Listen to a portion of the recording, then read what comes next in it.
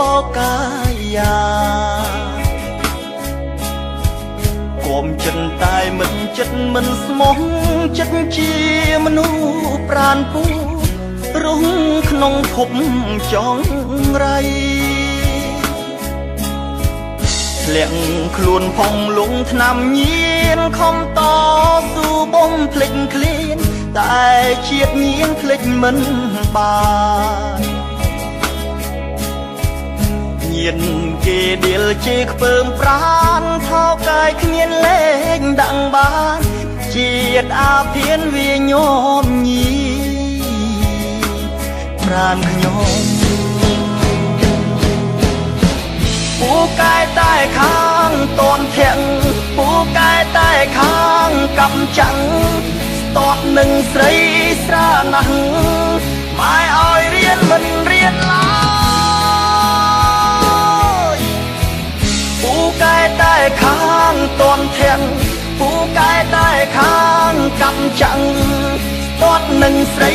ស្រាណាស់ម៉ែឲ្យរៀនមិនរៀនឡើយ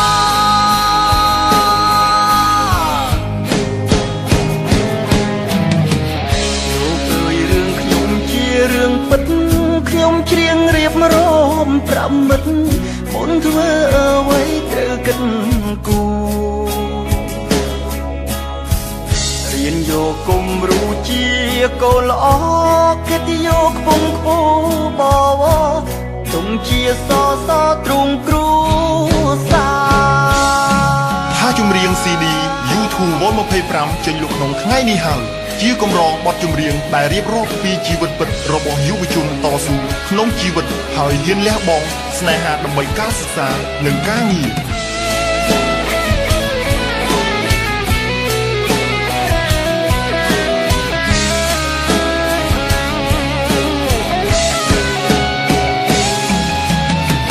ពូកែតែខាងតនធាក់ពូកែតែខាងកំចាំងតបនឹងស្រីស្រាណាស់ម៉ែឲ្យរៀនមិនរៀនឡើយពូកែតែខាងតនធាក់ពូកែតែខាងកំចាំងតបនឹងស្រីស្រាណាស់ម៉ែឲ្យរៀនមិនរៀនឡើយ